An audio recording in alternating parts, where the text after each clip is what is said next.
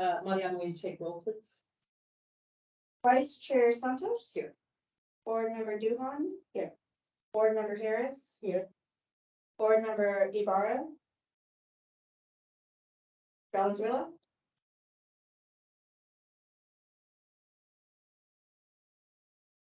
Okay, I saw your mic go off, but I can't hear you. See you there. Board Member Fishback. Board Member Ramirez. Here. Board Member Ordish. Here. You having fun? At this time, we'll do public comments. Citizens are welcome to speak during the citizen comments portion of the meeting. Please limit your comments to 3 minutes to duration. You have 3 citizen comments today. It doesn't matter who goes first. You guys can tell me. We have Travis Lloyd, Rachel Adams, and Josh Keller. Thanks. I'm Josh Keller. I'm a full person of the Trails Committee. I was here, I think, for the last meeting. So I just want to follow up. I am on the agenda to talk about the bike park. I put some things in the presentation that don't necessarily specifically fit in the bike park, but from my perspective, all of this does fit in the bike park. And if that doesn't make sense, it's fine. I did want to update you. We have about 3 new 1 mile loops each off the Plum Creek Trail over by Waterleaf. We've been working on it. I talked about that last time. I brought all the paper with pictures on there. I actually was meeting with the Trails crew today. We had flags and then they were kind of working on some stuff. We're excited about that. We're excited to have a group ride December 30th. We haven't publicly put that out there all over the place yet, but we're planning on having that and advertising it to like kids and families, and it should be an easy ride. We're excited about that.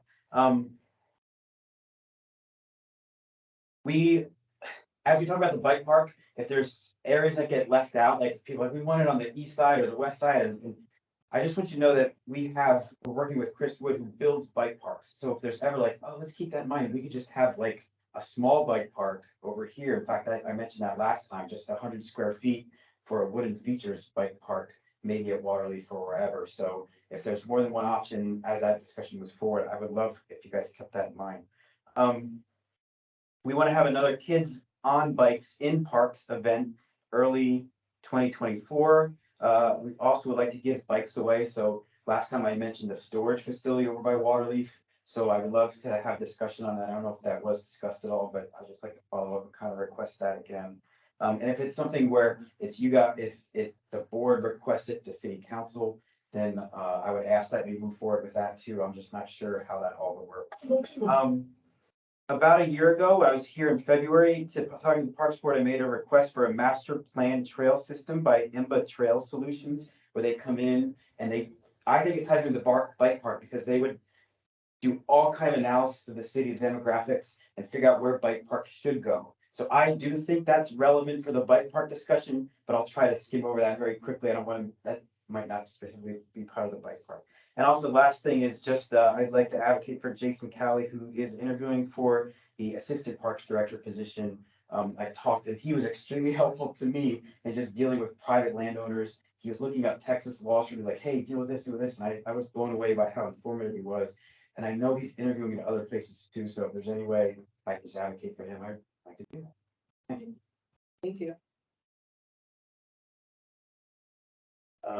My name is Travis Lloyd. I teach at Ace High School. I'm also one of the head coaches for our local mountain biking team. That's made up of middle school and high school students from the district. In the last year, we've increased our team size by over 50%, just through word of mouth. And despite the fact that Kyle and Buda don't have trails, that's one of the big things. And so saw that agenda item number 2 was about a potential bike park discussion on those things. I just wanted to advocate for the possibility of embracing those ideas of building bike features into parks, the possibility for creating bike skills areas where kids of all ages could progress through skills. Not necessarily just a repeat of a skate park type thing, but more of with information from different groups about actually getting kids from the youngest ages on up, where they can build up skills throughout and get onto longer and longer trails with that. I know that with that being done, we would actually see a benefit with the team as well. We'd be able to get more kids outside. And actually doing an activity that they can do for the rest of their lives instead of just wanting to advocate for them. And with that being said, one of our writers, is actually here to advocate for himself for this as well. So I'll turn it over to Stephanie. Kevin Barden of Ace High School.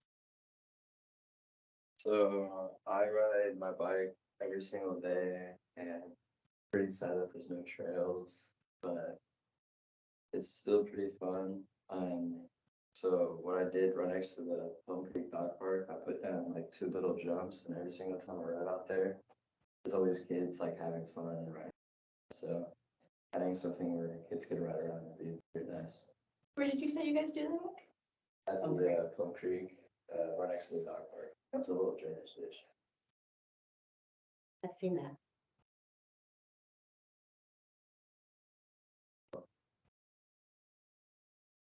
And then Rachel Adams. Hello, I'm Rachel Adams. Myself and my brother Mark Adams recently purchased the Kyle Cyclery. So we own the local bike shop, the Kyle Cyclery, and I work with adults like Travis and kids like Zevin literally every day. And one of our main goals is just getting kids on bikes, and it is so hard to do that when there's not really any place to suggest that they ride. Like, these kids rely on their bikes to go to places, so it's really hard for them to ask their parents, hey, can we drive to South Austin to go to this park? Whereas like it would be something, I know kids like 7 would drive like 6 or would ride 6 miles just to get to like a local park. It's so important for us, whatever we can do to get kids on bikes. This Christmas, we actually fixed up 3 kids' bikes, and we just gave it away to a single mom because she had no Christmas presents this year for her kid. She recently lost her job, doesn't have anybody else to support, and we were like, we really empathize with you. It's really important to us that people actually are growing up on bikes. It's kids' freedom, and especially because we see so many kids on the team. Like, for example, there's one of our regulars, but he's also on the team. His name is Thomas. I mean, he literally turned his life around through cycling. I mean, we saw it. We met him 1 or 2 years ago, and over like a year, he lost a ton of weight. He stopped playing as much as many video games. He bought a second bike, and he went outside. And he has 2 really supportive parents that drive him wherever he needs to go and are able to support him in that. But I always think, like, what about the kids who can't support themselves in that? What do they have in Kyle? What are their options for 2 full-time parents who are away on their 9 to 5s, you know? Having something here that I can suggest to the kids when, you know, they ride 2 miles just to come talk to us at the Kyle Cycler, like, it would be so awesome to just be able to say, we have a bike park here. You didn't know? It's brand new. And just like the idea of that makes me really, really, really excited. And I just don't think that a lot of people think about that. Like, oh, let's get my kid a bike for Christmas. He can just run around the neighborhood. Like, it can be so much more than that. It can literally turn kids' lives around. We've seen it in front of our eyes with so many children. It's really important to us. And last thing I just want to say, I know that some of you may have known our previous owner, James Stanfill. I know that he was a character. Some of us might have some memories of him. I have a lot of admiration for him. Sorry. Gotta go, Claudia. Wanted. That's fine. No, no. Him coming back. No, I'm just kidding. But I mean, I have a lot of admiration for him, but he wasn't the best people person. I just want to say that, like, Mark and I are really excited about, you know, doing good work in Kyle, working with guys, and just making Kyle a better place for the kids and for everyone, especially through life. Thank you. Could I comment just real quick? Sure. You can make You it. may recognize the last name, Adams. Rachel and Mark are Danielle Adams of Lionheart Hobby. our We're kids. right next to each other. Yeah, and Danielle is delighted to have them there and very supportive of what they're doing. I think it's exciting to have a couple of young Parkers. Sure. Absolutely. All right, we'll move on to approval of minutes from the previous meeting, November 27th, 2023. I knew that we had. Make a motion to approve. Make a motion. Meeting minutes approved. Oh, we need a vote. On approval of the meeting. All in favor? Aye. Any opposed? Sure, if Erica, which turn you button off to vote or not? Erica will need to have her camera on to be Oh, counted. should be, okay.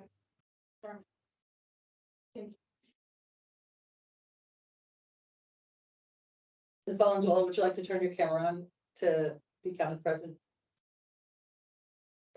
Oh, okay. I apologize. I don't know if you can hear me. I'm in the middle of I-35 traffic, and I apologize for not having my camera on. No worries. We move on to discuss and consider possible selection of a park and recreation board chair. All the board members know our previous board chair position was vacated by Amanda Stewart, who termed after her third term. So that position is open for anybody who would be interested in it. If you want to tell the rest of the committee why you're interested in, and hopefully we can make a selection at today's meeting. Remember, the park board chair helps with the agenda, helps run the meetings.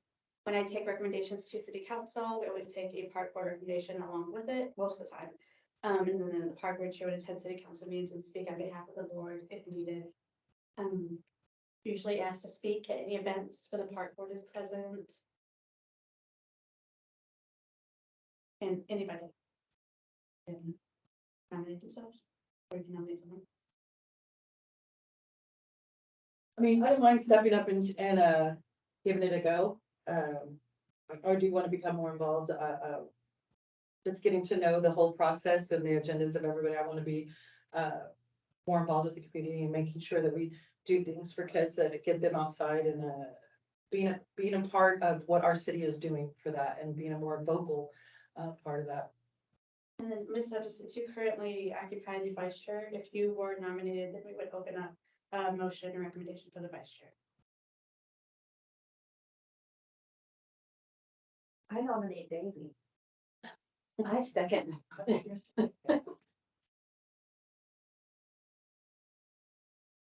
Motion by board member Fishback, a second by board member Duflon. All in favor? I'll look this way. Aye. Anyone opposed? So since I did not propose to elect a vice chair today, I will add that to the next agenda and we can select a vice chair at the next meeting. Congratulations. Do I get a robe? Board chair. Yeah, madam. Discussion regarding the RFP and project details for the bike BMX park. So as you all know, the city council did approve in this year's budget for the city to get a bike BMX park. The budgeted amount was $1 million for the park. And at this meeting, we were going to determine where we wanted to put the bike BMX park. So that way we can get the RFP posted in January. So I know there's been a lot of discussion about Waterloo Park. There's been discussion about Seton Park and Kyle Vista Park. Seton Park and Kyle Vista Park are both undeveloped parkland. Waterloo Park, as you all know, is the park in the back, all the way in the back of Waterloo Park, which is also a trailhead entrance. So we're hoping to solidify the location for that bike BMX park. Also, Mr. Keller, who is our chair of the Trails Committee, he has some ideas that he would like to share about the bike BMX park. Again, this is already a project that has already been funded by the city. City council has already approved the project. So it's not a matter of do we want one or don't we want one, like we're getting one. So, Mr. Keller, are you ready to present? Yeah, is that? Claudia's gonna share your screen. Thanks. I live in Plum Creek, by the way, and my son, he's 12 years old. He found the, I don't know what you call it, Drainage. drainage. And, I mean, just to get my kid off Fortnite And to go do that, it's just such a great thing. And that's just, you know, one little project, and we were excited about that. So I'm honored to meet the architects of the Plum Creek's first bike park. Yeah, I see Zevin every day. I live in Plum Creek, riding we used to live near Murray. And my son, you know, he got recruited by a sixth grader to come, he's like, hey, you should do this thing, and so I was like, cause I can't push my kid in that direction, he'll reject it, but it's kind of cool that he done that. Well said. Okay, well, this one right here is really what I talked about already. This is the trails that we've been building, so we can that's Chris Wood, and those are the guys that have already been working on the trails. Mr. Keller, do you mind if I catch them up real quick since you mentioned? I don't mind that? at all. So Mr. Keller has been working with the park board for what, over a year now, Yeah. and has gone to city council, and so the city council has already approved him to build the single track bike trail that runs along the Plum Creek Trail. So they said that there's nowhere to ride their bikes. It's because that they're in the process of Mr. Keller obviously does it all the time. Like, so he gets with the trails committee and then they're allowed to build it already. Okay, but that's just a bike trail along the Plum Creek Trail. So that's approved, that's in process. When you say along, like, is it runs parallel or is it the trail's just wide enough for bikes Yeah. and people? So the natural Plum Creek Trail, it runs on the south side of the creek. Right. And so the single track bike trail that Mr. Keller and his team are building, or it's on the opposite side. Sorry about that. That's fine.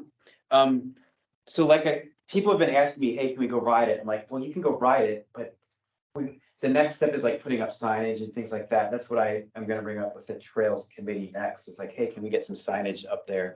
And he already built the Seguin Bike Park, so he's like, hey, I bought these signs, and then in 2 years they're garbage. Laminated signs have worked well for me, so he just has a lot of little tricks that will probably rely on him until we can get a little bit more organized. Down here, this can be very, very quick. I kind of mentioned this already. This is just where we are when we're doing, I mentioned the kids on bikes and parks, so we can go on to this right here.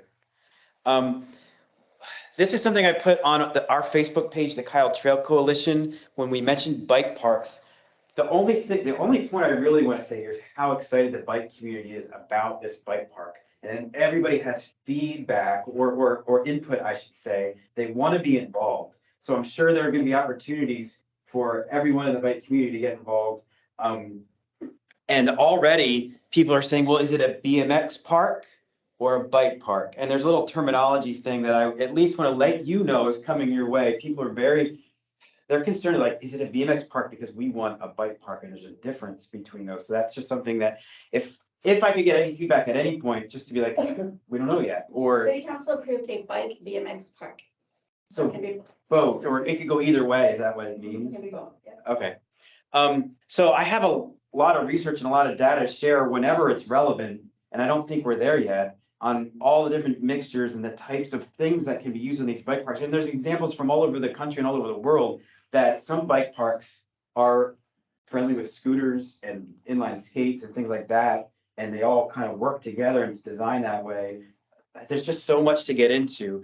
So it can be used by BMX and mountain bikes. It can be made as asphalt, concrete, and dirt. I was talking to people who've built these parks all over, like, well, what's the advantage and disadvantage? So whenever you guys are ready to hear that, the bike community is happy to come in and talk about, hey, I rode concrete up at Mueller Bike Park and it was slippery. I want it to be asphalt. But then other people, I talked about asphalt. Well, it's a little bit harder to maintain. Dirt is great, but it's a ton of work. It's a lot cheaper, but it's a lot of work. So these are kind of things that there's people who know a lot more about it than I do that want to get involved in this.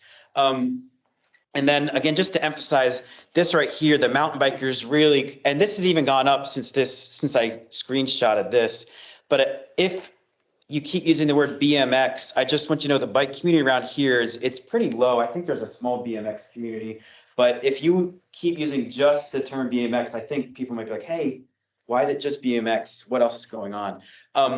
And I know Travis could speak a lot more about this, but the fact that the best, most successful bike parks start with even before beginner. So in the bike community, there's a lot of, like, if you've ever gone skiing, I know probably in Texas, not many people are skiing, but beginner, intermediate, and advanced. There's actually 2 levels before that, which are kids, like beginner kids, and then I think novice or something like that. Real simple stuff, which if you ever see kids, like even without the pedals, they're on their feet kind of going through. There's bike parks that have that integrated in it too, which I think everybody's like, you gotta get them started early, and then they just kind of progress for like a lifelong activity. This, we don't have to talk about it in detail at all. I just want you to know that as I start to dive down the terminology, it's almost like, who are you gonna listen to? So if you start talking about a bike park, you might get a definition on this webpage or a definition from this person that's kind of different. So it's just a lot to get into all that. A BMX track, you got to be careful. If you start saying BMX too much, people are like, what do you want a track? A track is a very specific race course with stands and you have races, and it's kind of closed to the public. So a lot of the bike community said, hey, make sure they're not doing a BMX track. So I just want to bring that up too. BMX Freestyle Park is more like a skate park. They're usually kind of built together. Again, the people that I've talked to are kind of like, I'd rather it be more of the bike park or a mountain bike park. Sometimes they call it pump track. Pump just means more like a roller coaster. You get momentum and keep going. Downhill, they're in Texas, so we don't have to worry about downhill mountain bike park. This is just an example down here. These are the kind of things people are always just sending me stuff like, hey, did you see this one or that one? And people travel, they don't travel necessarily to Dayton, but I know a lot of people, most of the bike communities, they'll travel 10 hours to get up to Bentonville, Arkansas, or 5 hours even just to go to Dallas for what they offer to get to parks like this. So there's so many ideas out there. This one we don't have to spend much time on. This is stuff I spent when I was here in February. I kind of was like this kind of track, this kind of trail. So we can go beyond that. And then this one is just a picture of, like I was saying, if you can integrate this stuff to catch the beginners, and you can see even kids on scooters in a bike park. So just, that's up in Round Rock, so it's not even that far away. Down here's the rail yard. This is, I forget the name of the town, it's right near Bentonville. Rogers, Arkansas, which is what, from my little bit of research, is the best example of those 5 levels, the kids, the novice, and then beginner, intermediate, advanced. So there's a YouTube video right there, and the guy's wearing the helmet cam. It's just fun to watch the video to see them go through all the different tracks in there. Also, this one I found in Houston, they spent $25 million on this bike park here, and they said it actually is not a success. So That's more of what, when people think of a, similar to a skate park, that's that style. And that's what a lot of people think of as a BMX park, is that. It's got bowls and things like that. And that probably won't get as much use, just on. they say it's a lot of people will just come and use it and then leave, and they don't spend as much time there as they do the other kind of tracks. Would it be appropriate for this community specifically based on your guys' connections, but a bike park with BMX features? Like to still So- have a bowl? So here's one of the biggest things, is a BMX bike can ride on bike trails. Mhm. Mountain bikes and other bikes can't ride in BMX parks. Because you're not gonna take a mountain bike, the geometry of a mountain bike, it's too long of a bike to go in that concrete down there on the bottom. More of, what Josh showed you too, up the Dayton, Ohio one. BMX bikes and all levels of bikes could be on something like that. And that's just what I would like you guys to think about as you guys move forward with it, is not being a niche, park, but being one that all types of bikes could access, in terms of those. And so that, you can see those different areas throughout there. A BMX bike would have a great time on that up there, as would mountain bikes, as would Strider bikes and everything else. But you go down to that concrete bowl idea and only a BMX bike. Yeah.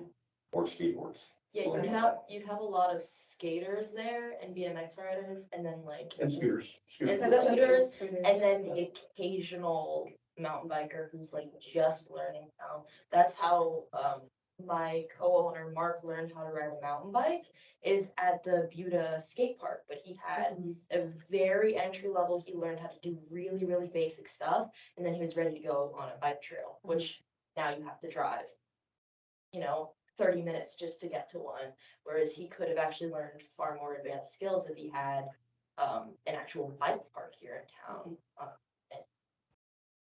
So if you go to the next one, I think that's all the stuff I have. Yeah. Oh, so when I talked to, there's one that was built up in Cleveland, I forget what it's called now, but it caught my attention. And it fit all this, they talked about how the BMX community was happy with it. And they were riding right next to the mountain bike community. And that's where I saw the kids on inline skates and scooters on part of it, not everything, but on part of it. And I actually talked to him on the phone just last week, and he was like, well, you got $1 million budget. Everything is different. Like if the land is this way, you're gonna either save money or have to spend money on that. So like $1 million could be great, or also could get eaten up very quickly. So I just thought I'd share that. I know that you have lots of dirt from the dam, and there's like, everyone's like, save your dirt, because if you can use your own dirt, it'll save you so much money. So if there's any way you can save as much dirt as possible, I would suggest you do that. Really, the main point, like I said, is the bike community wants to be so involved with this because everyone's like, hey, can we just do I've been to this whatever, or I've seen this one here. Can we do something like that? So I think that's gonna be coming your way as you go through this. And that process will be very similar to what we just went through with the skate park. So we'll post the RFP, and we'll award the contract, and then the selected firm will engage in open public citizen engagement sessions where you come out in numbers and you tell them what you want to see in the park, and then they'll go back and they'll come up with a design. So it's gonna be a very, very community engaged process to get the final design of the bike park. But the location will be chosen before that? Yeah. Okay. The only other part that I would say is with the location, what the mountain bike community loves, and I'm sure they can kind of speak to this too, is people love having a destination where they can go to a park and hit the trails too. Waterleaf seems ideal for that just because that's where we're building. If they were connected, and I know I-35 is the problem there, if it were built west and you could hop on a trail to get to Waterleaf, I think that would be great too, but that's just not there yet. So that's why I think the big trail system, a plan along with the bike park, to me, they go hand in hand. I think that's gonna be a decision that should be talked about, but Mr. Keller, when do you think is the estimated completion date for the bike trail that council already approved you to build? probably a few more months because we're running out of room at Waterleaf. Okay. The next step, we would say, hey, can we use that private land? And that's a whole other thing. But once that happens, if we could get easements, and I don't know, that's another question for you guys. How do we do that? What can I do? What can we do? Because we know getting easements is a huge thing. And that's when I talk to other bike communities. They're like, oh yeah, you just gotta talk to your city about getting easements. I'm like, okay, well, how do we even start doing that? Because once you can start doing that, we can connect.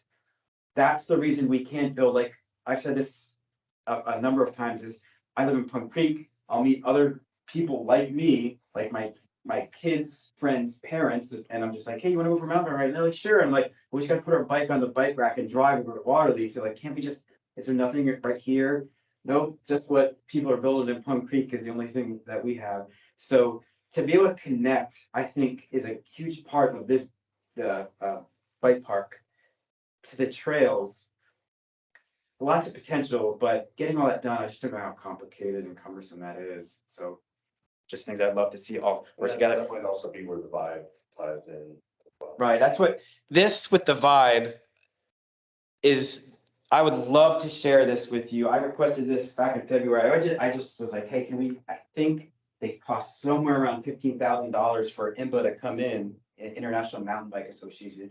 They come in and say, hey, this is the ideal spot for a park. This is the ideal spot to connect concrete trails to dirt trails to single track to do whatever your town wants to do. So if you're ever willing to let me share that document or one like it with you, I'd be happy to do that. Oh, and that I already talked about, Jason Calley. That's it. Is Hayes High School the only high school in the area that has? We have riders from Hayes High School, Johnson High School. We currently don't have anybody at Lehman, even though the team originally started there 10 years ago. But we're trying to get inroads, but it's so hard, you know. That's You have Choppa kids and stuff. Yeah. we do. We currently have Choppa, Barton, Dahlstrom. Yeah, Choppa, Barton, Dahlstrom. We have a Wallace student, and Some homeschool. we have some homeschool kids from the district. So yes, I mean, we're looking to expand out into all of the, I mean, we want kids from every single school. Sure. Honestly, it's just getting those inroads, and especially east of I-35. You know, one of the biggest things is as we build trails over there, and as the team can start to practice over there. I mean, that's one of the big things. Currently, nobody in this area sees the team practice. Because we're constantly practicing in South Austin or down, yesterday's practice was, at Spring Lake and San Y'all Marcos. used to practice at Lake Kyle for the construction? Not really, because there wasn't enough trail there. Maybe possibly when the team first started, they may have 10 years ago. But even then, I know that, when the team first started, they used to go to San Marcos and practice with the San Marcos team originally. Do any of y'all have like I know we mentioned different locations, Steeplechase, Waterley, Seton Park, I preferred. People Chase is probably too crowded with the disc golf course and, the dog park and then the, basketball courts there. I mean, I hate to pack Waterleaf, but right now, Waterleaf seems to be the best location at this point. I've been searching for places over on this side, and I just don't know if any parks have been significant size over on this side. You mentioned two that are undeveloped land. So Seton is right across from Seton Hospital, Okay, just a big detention area right now. okay, And then, Kyle Vista is right next to Chapel Middle School. okay, There was a proposed location for a future rec center. okay. Right now, there's, no plans for that. And both of them fall right along the bike. Okay. And I will say this, that in all the communities that, because we travel to destinations to go ride and things along those lines, visit Bill fairly often. This summer we went to Boulder, Colorado, working in colleges for our son. And all of those communities have paved trails that interconnect throughout the city to biking locations. And that's a strong component of a healthy city that supports biking as well. So, How many kids are on the team? we currently have 32, Grades from what to what? 6 to 12. So just back to the board, like, we do not have to post the RFP in the next 2 weeks. We can come back, in January and finalize the RFP, finalize the location, if you wanna get out there and actually go look at the sites first and then post it in January. I was just trying to keep us on our timeline. Mariana, I might recommend that when you do the RFP, that you include enough to have part of the RFP process to review all of your city-owned parkland and identify the best place for it. Particularly while you're working on revising your master plan. The parks will take up a lot of park space. So that'd be a big part. I don't know a lot about mountain biking. Is it an expensive sport? It can be, and that's part of our mission as a team is to remove those barriers. I can really attest to this. I'm a mechanic. I was a mechanic for years before we got the shop. And it's one of the biggest hurdles that keep kids off of bikes.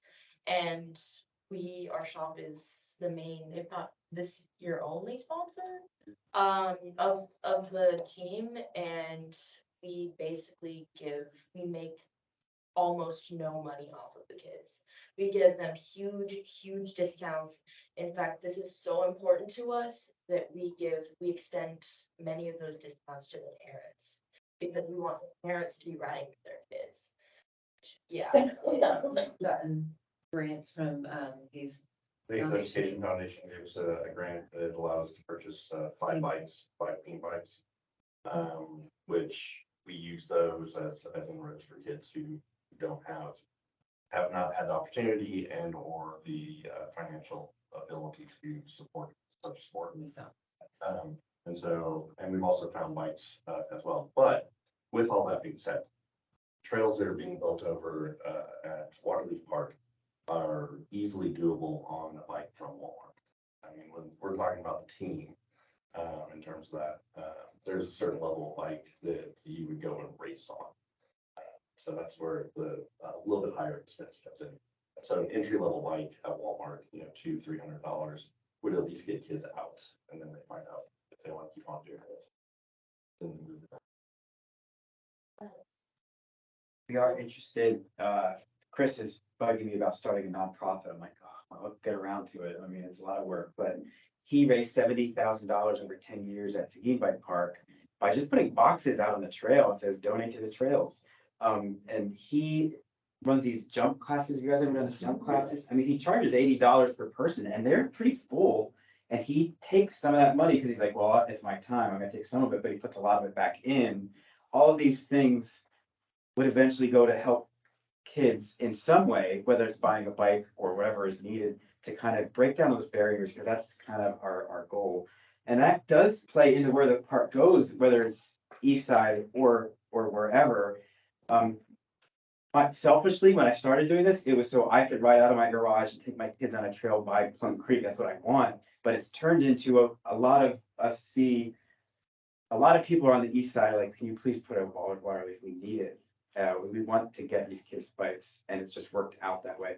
So all I would say from my perspective, I don't know what's next with the Vibe. I don't know where the concrete's going in. The whatever you can prioritize to connect the park, the bike park, to as many communities in the next few years, like quickly, I would say that I think it's a recipe for success. Like you're saying, that's what other towns have done. And building infrastructure allows then, it will also start to pull in other organizations who are interested in getting kids on bikes as well. But they've got to have places where they know, for them to bring in bikes, there's organizations that go into, say, middle schools and things like that, where they'll actually provide a pod and keep bikes at that location. And they'll do an after-school program or a lunchtime program for kids. But you have to have some place to go ride. Those things. So that's what I love about this group is you guys are on the forefront of talking about that infrastructure. And it sounds like the city's behind the funding of it, at least starting to fund it as we're moving forward on it. And as Josh said, there is a community here. It's sometimes it's frustrating that you have a work day and people's schedules get in the way. You want to have 5 or 6 people on a work day, but that's 5 or 6 people that were doing work that weren't otherwise there. Otherwise, they had something to work on. And the next time you get another 5 or 6 people. And eventually when schedules all work out, the entire team will be out there helping to work on things. And because we want our kids to be invested in this community. And, the more they ride outside the community, they become invested in those communities, in those trails, rather than having the pride of my community. That's what we want. Pride of Kyle. And I get to go ride in my area. People like Zevin who put 10 miles in trying to find drainage ditches and things like that. And it's literally 10 miles every day that he rides. I see it on, there's an app called Strava that records your activities. He's out there every single day riding those 10 to 15 miles, just looking for places to go have fun with other kids. So. We won't take any action today. I will do exactly what Jerry said. Bring back the inventory and then bring back the entirety of the RFPs. You guys can read every single detail of it before we vote on location and then get the RFP posted at the end of January. Thank y'all so much. Thank you. If it's possible, get on the app of where the parks are. Yeah, So, yeah, I guess I can expand that, but yeah. So I can give you guys the current map of where all city parks are, where the trail is located. Then also there's a thing called the Vibe dashboard. So anybody in the entire community can get online at any time and see what parts of the Vibe have been built, what's in development, what's in progress. And you can monitor that Vibe dashboard as well. Like Mr. Keller mentioned, one of the things that the Trails Committee was going to start working on, but they just haven't got there because there's so much to do, is to recommend putting the entire Trails Master Plan all in one. So you would have your natural trail, your Vibe, your bike trail all in one, and it'd be part of the Parks and Rec Master Plan, which kind of leads us into our next topic. Would it also be possible to get potential and existing recreation center locations, because you mentioned. Well, that's the only one. Okay, That's the only Okay. location that's been identified. There's Okay. no talk about it right now. Is there a possible risk then if we put a park there that they want to do a recreation center there, or is it? Yeah, so right now there are no plans to develop. It was just something that had been mentioned there in many years. there's no plan to develop a rec center. No plans to approve a rec center or to develop Kyle Vista Park. But the council, we're gonna have a visioning session with the council like we do every year in February. And the last 2 years, we've talked about potential recreation centers. talk about it again. Mariana and I are working on some locations for one, if the council wants to, pursue that. So, Vista is a potential location, but there's some other locations as well. And we developed that with grant to be a part of that. So it sounds like if we want to move more quickly, Waterleaf would be a really good option because the other two are undeveloped. And would be somewhat of a risk in putting the right there. Amen. Deacon Park would be a great location. It does fall along the vibe. It's very accessible to great. Just will be very limited there, so we didn't really have to work on. They're gonna ride their bikes. For those that can. Railroad tracks make it complicated. We've tried to ride through, but there's always just something in the way, but we're trying to get there. Great, so that works like if someone can plan for everyone, we don't need any action.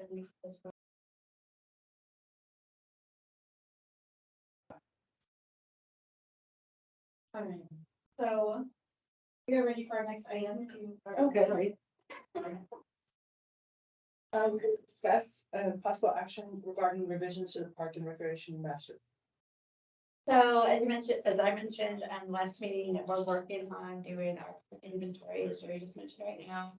Where are we currently and where do we want to be in the next 5 to 6 years? So we have brainstormed as a staff, some things that we think we could see, money were an option at some of our parks. We want to do the same thing by park with park board. And I know you guys are already generating ideas, so I can call them out. Is there any way you can zoom in on yours?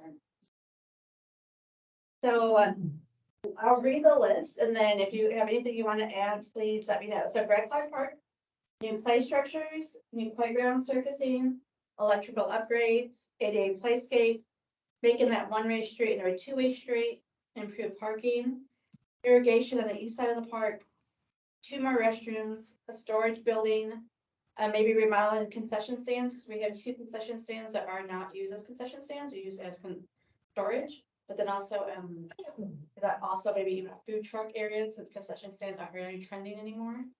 PA system around the park, light upgrades throughout the park, security cameras at the pool, climate controlled room at the pool, a mini pavilion on the other side of the large playscape, shade structures throughout the park, exercise equipment in that parking area that's near the soccer field, where you can no longer park because of the irrigation. Must-go field lights at the soccer field, and then the new program would be summer rec ball. So if board members have any ideas of programs, events they want to see at Greg Clark, or any amenities, now would be the time to kind of throw those out. It's just a brainstorming session. We talked about the pickleball courts. I mean, they're gonna So we're getting 3 pickleball courts and 3 tennis courts. there specifically. Yes, well, for sure, we're getting 2 of each at Greg Clark. Do you want the ideas now, or do you want to Yeah, just? you can throw them out now, you can email them. But Okay, because there's, at the last meeting, we said we would come back today and start brainstorming. you could do a kickball league. We did it in the same work as at Greg Clark Park. So we have a current kickball league at But Greg you have Clark it for Park. adults. So you kickball league? Okay. Yeah. All right, anything else? Lighting the shade part, because there's shade over half that playground, but not the other half, and the half that's unshaded is the one. Right on the large playground? Yeah. Okay. You're gonna do a flag football league, Youth or adult? youth. Like, everything I'm gonna speak to is gonna be youth right now. Where would you run a flag football league at Greg Clark Park on the soccer field? We did them over there at 5 Mile Dam for St. Marcos. We ran them all over those soccer fields. So we currently have an existing contract with Lone Star Soccer, and that's why we don't run anything on the soccer field right now. I'm gonna add it. Just keep throwing it out. I'm gonna keep adding. Well, you can do them on the baseball fields too. I don't know. I kind of freaked out when you said like rec center wasn't really in minds of anyone yet. It's brought up every single year. We make a recommendation at budget season every single year. Yeah. It's just nothing that's been approved yet. And that's- So what's the difference between the rec center and the sports place? So, okay, the Sportsplex was a project that was approved in the 2020 part. Since then, we've entered an interlocal agreement with Hayes County to match the funds. So we currently have $14 million to build a Sportsplex. And the interlocal agreement that we entered in with the county outlines what can go with the Sportsplex. So there's competitive soccer fields, sand volleyball courts, pavilion, walking space, event space. And the city council has created a Sportsplex task force that will be determining what they would like to see as a park. So the difference between a recreation center and the Sportsplex is that Sportsplex is primarily outdoor based. Whereas a recreation center could be multi-generational, it would have indoor space, indoor courts, indoor rooms. So outside, inside, but there's always a possibility that there might be an inside component added to that Sportsplex area, is that right, Jerry? We just haven't, but we haven't even designed, like, we haven't even got to the process where we're gonna say like, okay, only, I'm just making this number up, like 3 soccer fields. We haven't even got there yet. No, the interlocal agreement outlines like up to 10 competitive soccer fields, but it ultimately be the decision of the Sportsplex task force, which consists of 3 council members and 1 county commissioner. So we'll do our best to get a parks representative on there. So both Jerry and myself attend the meetings. Mhm. We're not considered task force members.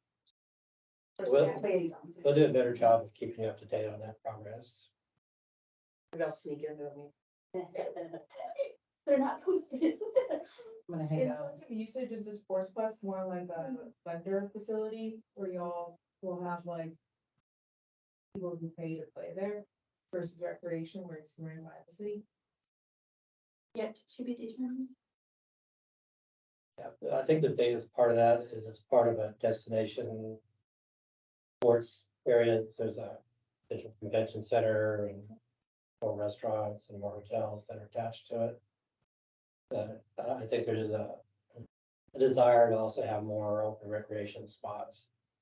So just have to see how that develops as. Yeah, Velcro T-ball for younger kids. Yeah, you say Marcus, you can do it here. And, Rocco T-ball? yeah, for young kids that don't really want to throw a hard ball yet. I talked to 10 people on my street. 10 of them didn't know Kyle had a basketball league. And so I'm glad you mentioned that because in this last budget year, this October, city council approved for us to have an aquatics coordinator, which we never had before. So our athletics coordinator. So our athletics coordinator in college, she was doing the job of both athletics and aquatics. So now we have a full-time athletics position that is going to be able to program all these possible leagues that we've been wanting to do. So this is good. I think one of the things that I would like to see a little bit more of, or a lot more of, are pickleball courts.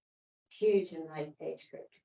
And we don't have enough places to play. We're going over to Buda to play. We're playing at Hayes High, apparently. Well, that's what kind of we were talking about, that, like, if you count the schools, all of the tennis courts at the schools are public use, so there's 21 courts that are available for public use right now. So we were, you and I mentioned about, revamping for like Greg Clark Park. I don't think that we need 3 tennis courts there when Barton Middle School has 2 lighted courts. Hayes High School has 8 lighted courts that have the lights, that are set on a timer where people can come and use them, that are used quite often. Yeah, I think we just need to publicize that. People don't really realize that it does impact the public. Yeah, I think that's it. You may want to survey too, to like, do you really know how often they're being or not? Instead of just saying surprise, we're taking it away. We need And to then point find out out that the school district. Yeah. Okay. So anything else brainstorming for Greg Clark Park? If not, we're gonna move on to the next. You can always fill this out, email it as well. Just don't email everybody at one time. Can you email us this? Can we not do turf? So this isn't anything that we're gonna do or not do. This is just brainstorming, a wish list, what could go there. It's just a list, yeah. But you won't want turf where at Greg Clark We don't want turf. on any of our athletic fields? Is there any reason why? Because it leaches plastic into our aquifers and because it makes everything a lot hotter. Natural grass is cooler in the summer than turf is. Turf is a lot more expensive and hard to take care of. Very, very, yeah. also very. It'd be interesting to New get more on that. high school stadium, they have to replace their turf every 5 years. We can know, so we can further discuss this. Yeah, Or, I mean, everything has its pros and cons to it, right? I mean, you go to these facilities that have dirt and grass where, because natural grass, you get big divots during the summer or whatever, you know, They both have to be maintained, right? and there is a astroturf that is much cooler now. That actually cools down to approximately the same temperature as regular grass. So, it's- Well, and it lasts longer, and so there are more options coming up because it's more popular, because especially in our drought restricted area. Well, maybe we can prepare a presentation on the pros and Yeah. cons of grass versus artificial turf. And same with blacktop, there's a cool blacktop now. That lowers the temperature here in France by about 10 degrees. let's go ahead and move on so we can get, to all the parks. So Mary Kyle Hartson Park, we have a PA system throughout the park. Remove the fountain. Maybe add a small splash pad or just splash feature. Year-round lighting, so we can change the lights to different colors, Valentine's, what have you. Instead of us having to rent a stage for every single event, getting the mobile semi-truck stage that we can pull out and in. An interactive message board, I believe Kyle used to have one many years ago, but it was too bright, so it was taken down. Let's see if we could put something else up that people can see what's going on. And then turfing the rest of the square, since it has been extremely, extremely popular. Anything else you guys think we could do at Mary Kyle Hartson Park? I think we could put in some more tables and stuff there, like, I don't know, you know, some kind of like, we talked about the picnic tables or just little bistro table things, whatever. And signs to not climb on the trees. Or pull the lights. I did see the signs. For the lights.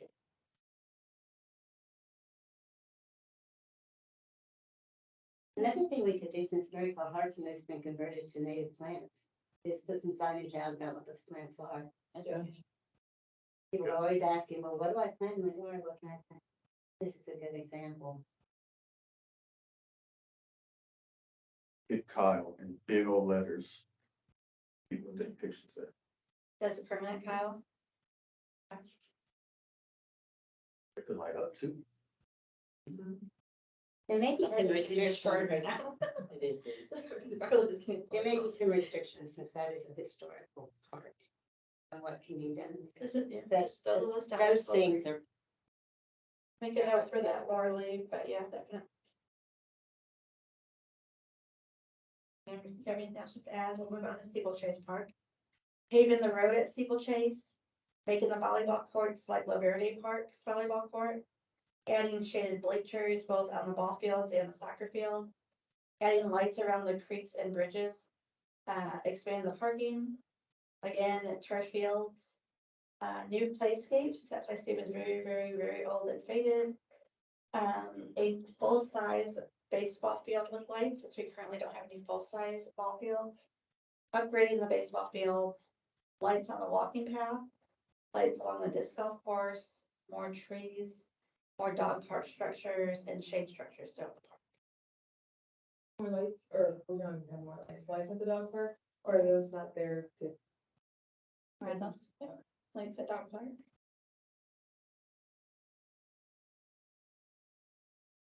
Have fun. No, it's good. Okay. I do want to caution about the lighting in the parks, because we are on the migration trail. And excess lighting will be problematic for the birds and butterflies and other insects that try to land along the Plum Creek area. Just lots of them. Can you have motion sensor lights at the dog park, since that's only gonna be. Yeah. Motion sensor lights at dog. Maybe more. Disposal.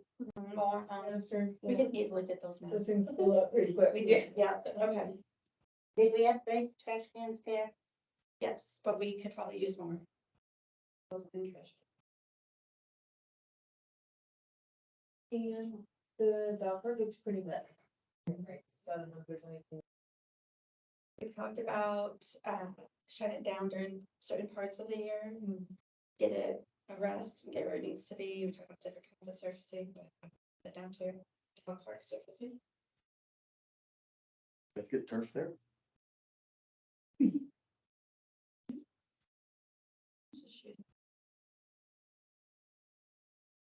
Waterleaf Park. Again, trying to get baseball fields somewhere. And a lot of these ideas came from a lot of things that citizens asked for too, in addition to what staff thought. Go lighting on the ball fields, upgrade that soccer field that's out there to be really nice. It is a trailhead entrance, so making it a very visible, nice trailhead entrance. More ADA access to the trailhead. A new playscape, again, right now, Steeplechase and Riley's playscapes are good, but they're very old and faded. So they both need replacement. Building bridge across the water crossings, a large pavilion similar to Ash Pavilion, but over at Greg Clark Park. A outdoor basketball court, even though there's one in the Waterleaf HOA. We felt like maybe we could put one at Waterleaf Park and or a pool or splash pad. And just so you guys, if you recall, council did give Waterleaf Park an additional $500,000 just for this year. And so this is a plan looking past that into the 5 or 6 year plan. Anything else you think at Waterleaf?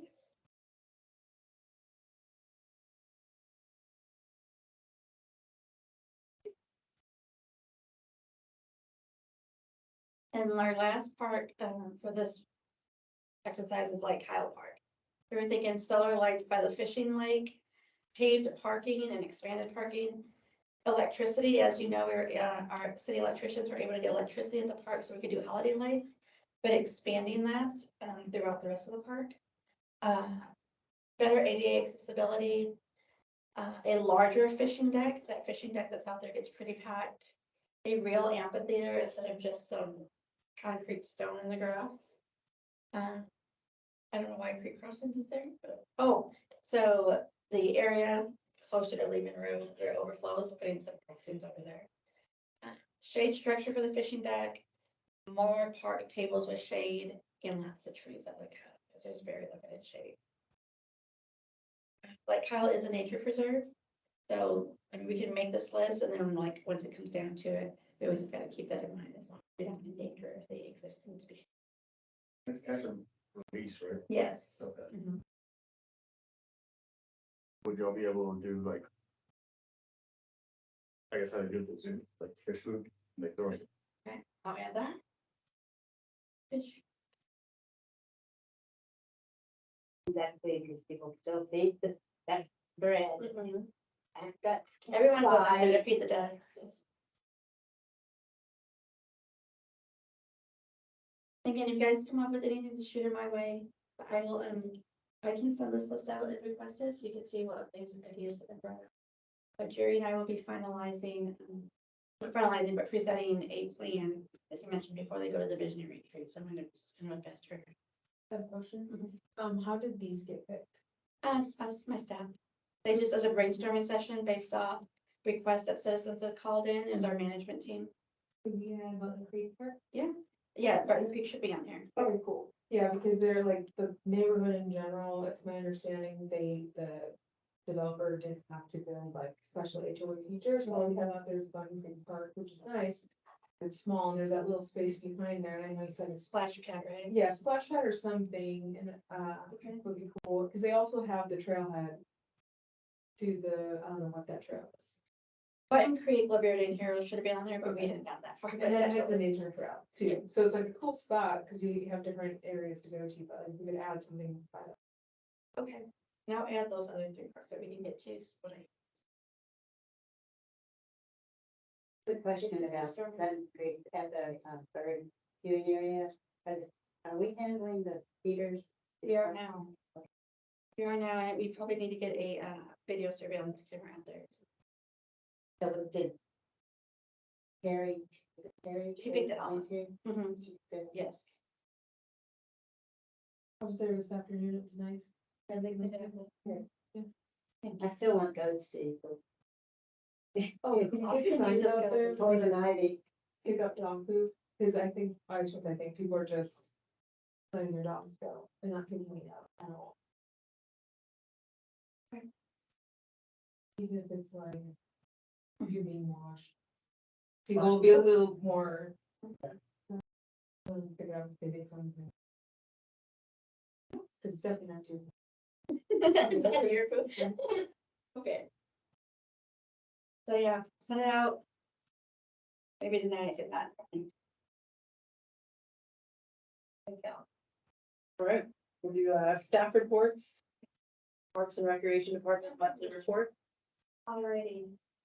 So, as you know, 25 days at Christmas, holiday lights and programming.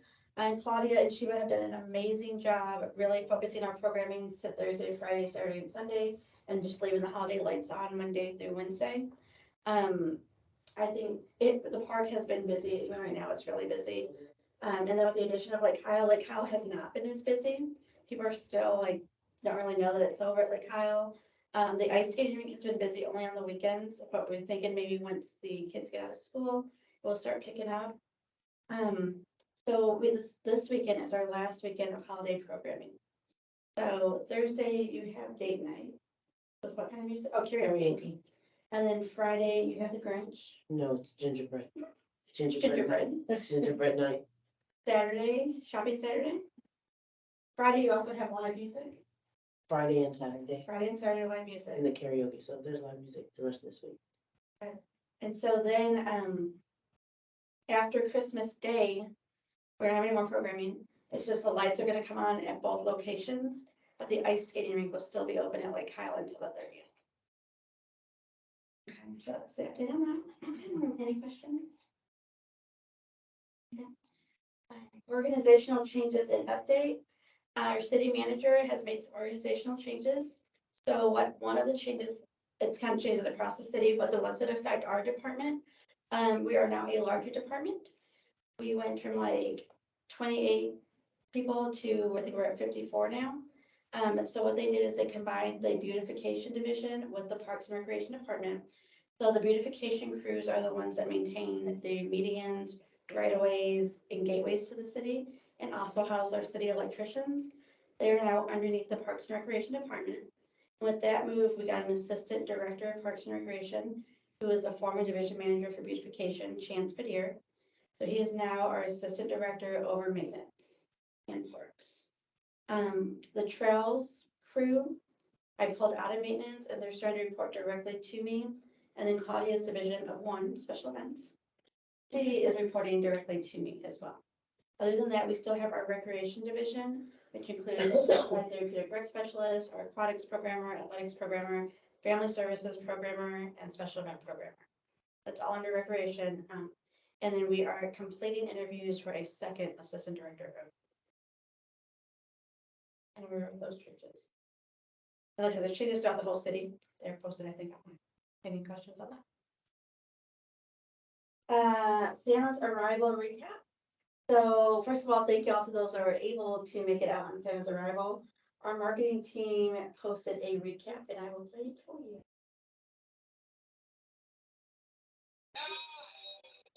Oops. Right.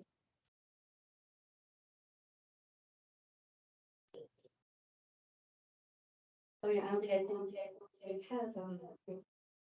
It's okay. So I'll just give it to you.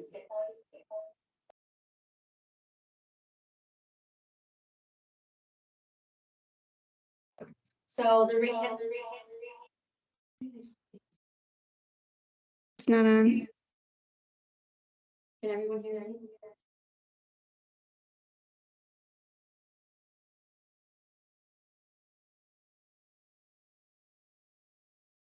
Is that better?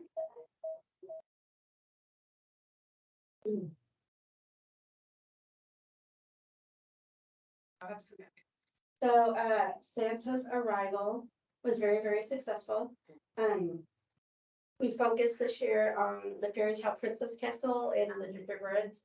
So the front of Krug looks like a gingerbread house, and mind you, this was all the recommendation from Park Board and Council that we spent the last year planning.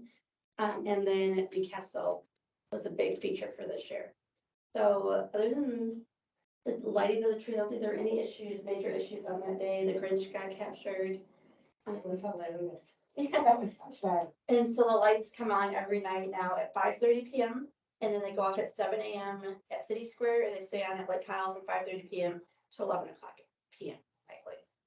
I'm trying to mark that into it. Mariana, when we talk about Christmas decorations next year, one of the things we might want to take a really hard look at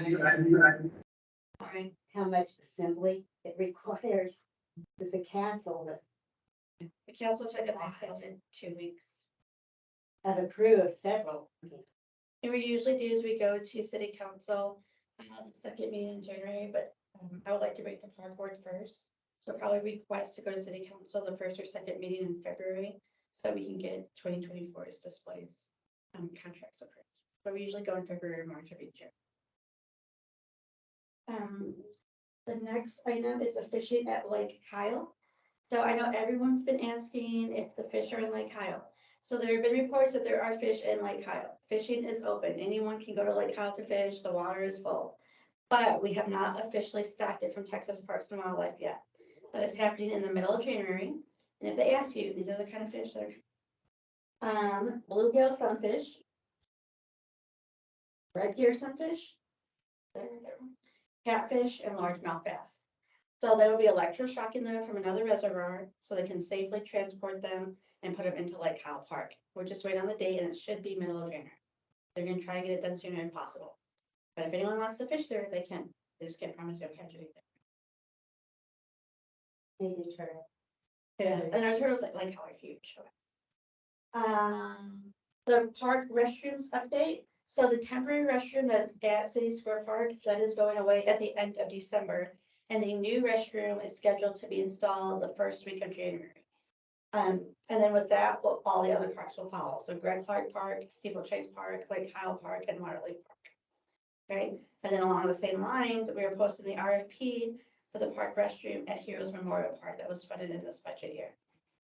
So as soon as we get to the holiday seasons, January comes back, the rest of these RFPs get posted. We start in the projects like we discussed in our talk 2 meetings ago. And Laverde has a restroom already built in there. Yes, La Verde does have a restroom. So if anyone, you guys are over there and you're looking for a restroom, I don't even think there's a restroom sign yet. But it's right where the stage is at. So the ping pong table and the stage, that's where the entrance to the restrooms are. If you haven't been to La Verde and you want to go on a tour, let us know, or just hang out your own, on your own. The aeration update. City Council approved the aeration for the 3 Cool Springs ponds and for Lineberger Lake. The contract has been approved, the contract has been signed, and that work's taking place the second week of January. So as soon as the aeration gets installed, it will take up to 3 days. We've already informed Texas Parks and Wildlife, and they're also going to stock those ponds as well. Have we done any remediation on the plants? Over growth? No, I need to follow with Kathy Roper. Because that was gonna be a major problem. It was recommended before we restock. Yeah. Thank you.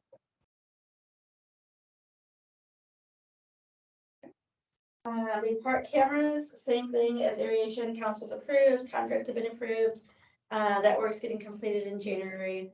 We're scheduling with both IT, but the park cameras will be at every park except City Square. Because the downtown cameras can capture City Square. That's all the existing projects right now. You guys have any questions? You can play the video for you, Mhm. for you people. Okay. Just waiting on the meeting. Okay.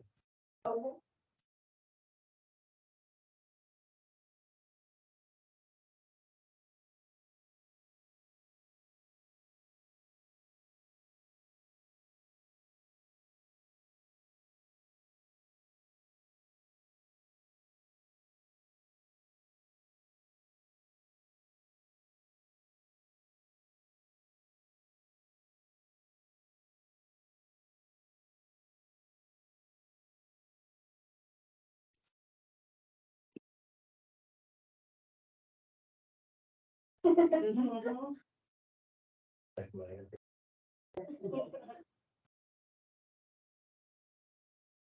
I forgot one thing. That's on the video stuff. It's supposed to be during our changes, but. Go back to that, if that's okay with you. Cheers.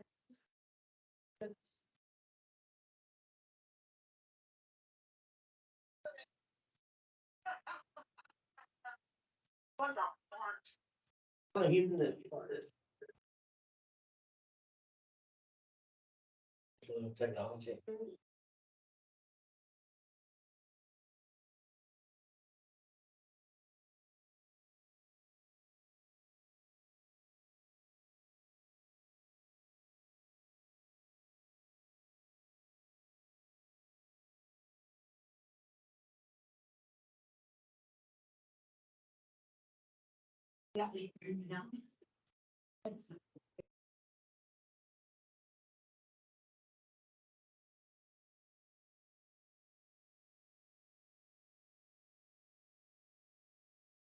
Maybe we can watch it off your screen.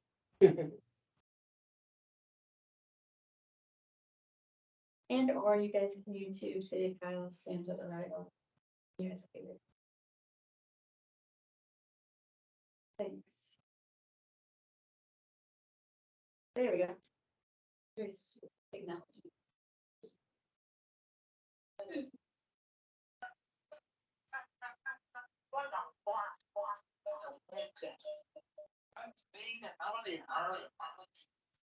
think that's from.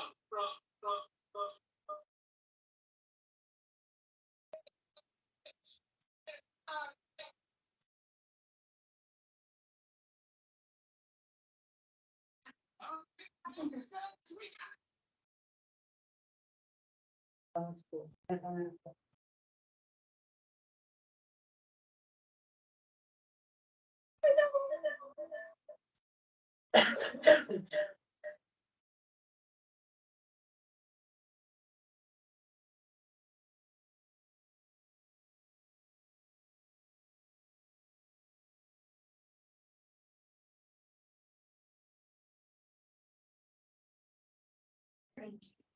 Thanks, Sherry.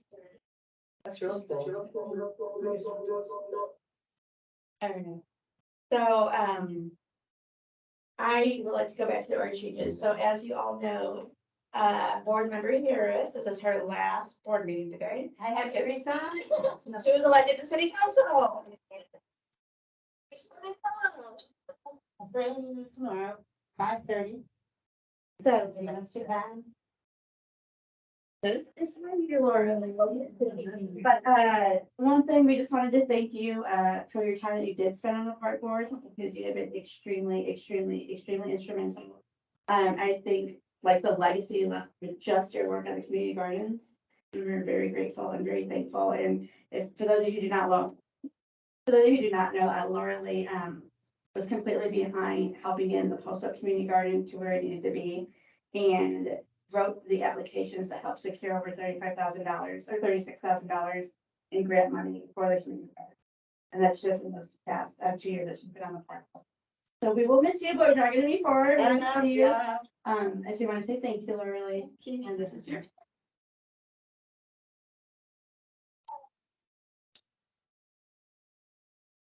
you like to say anything? I'll be working on park stuff on the council. Oh, Okay. You got a ringer. Oh, Jerry's. All about it. So we'll, schedule our next meeting. The January meeting is scheduled for Monday, January 29th, our regular scheduled meeting.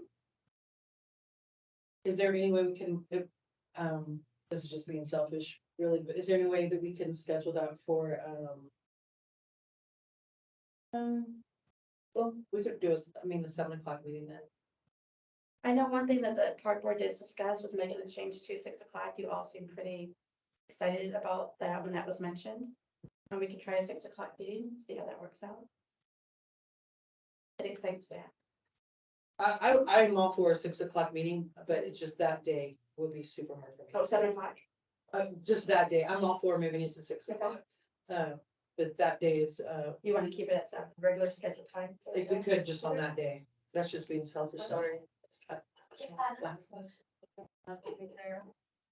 So next meeting is Monday, January 29th at 7 p.m. And then from there, You guys. Yes. Tell me what time.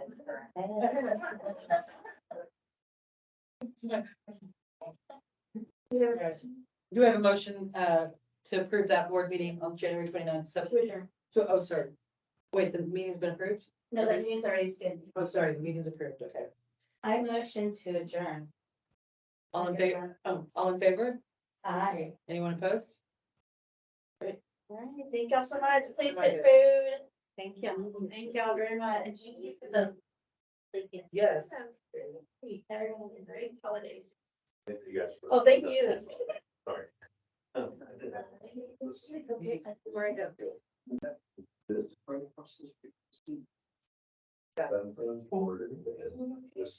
Everyone, thank you, everybody, for your time. Appreciate you. Y'all pick up. Bye, everybody. Yes.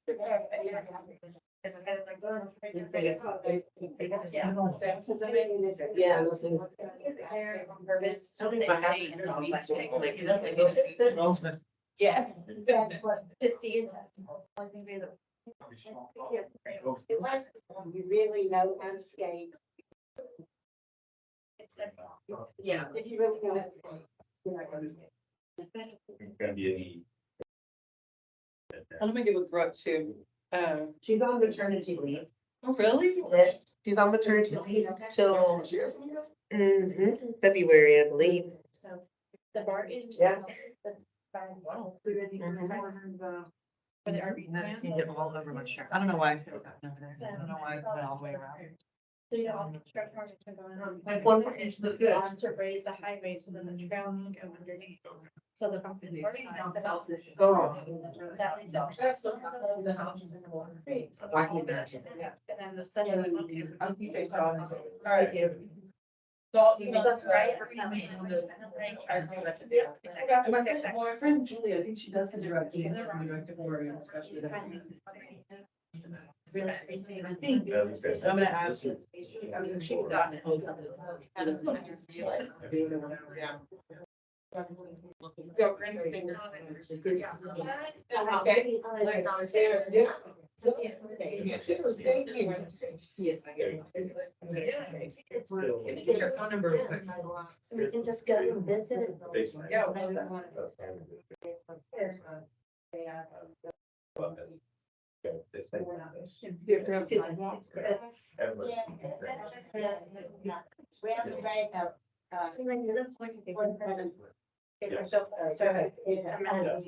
wouldn't, that's for 749.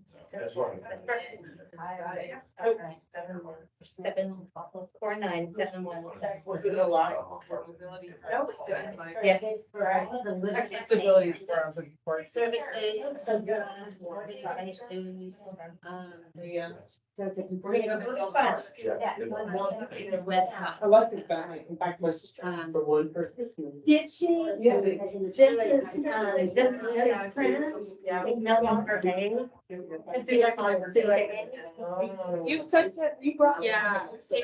But yeah, that's how it. It's not like. Say, happy Christmas. Nice to meet you. Because I will. There's one, and it's, there was, you know, some last year. Nice. I understand the administrative.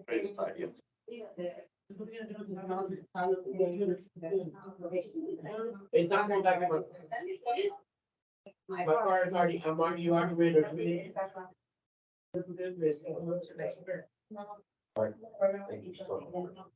All. Thank you. Thank you all so much. Thank you. The ceremony is about 5 minutes long. Okay. And they about 2 minutes to say hi to all my friends that come, and then you go to exam. Get right to it. Cool.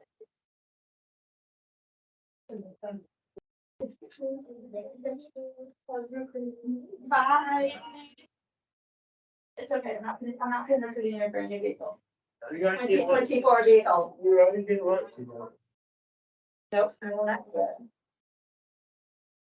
Lauren, keep it. Are you going to use the sand? Here. There you Put it in the new, Go the, put it in your seat. the public safety center. go. I need to go in there and see if I'm gonna have to have a. I want to. Ah. I can see. I think that's a possibility. Oh, goodness. How pretty. Thank you. I worked really, you don't, the trauma I went through today. Forced me to pick it out. Did you? Because I was like, she would really want a plant to be outside. And then I had one that like, I don't know what they're called, it attracts like the butterflies and the pollinator. Yeah. And I had it, it was nice, and I was, this is just so beautiful, and man, I went back. and forth. It took me forever to figure out what I was gonna do. It's gorgeous. I would Thank you. enjoy it very much. Good.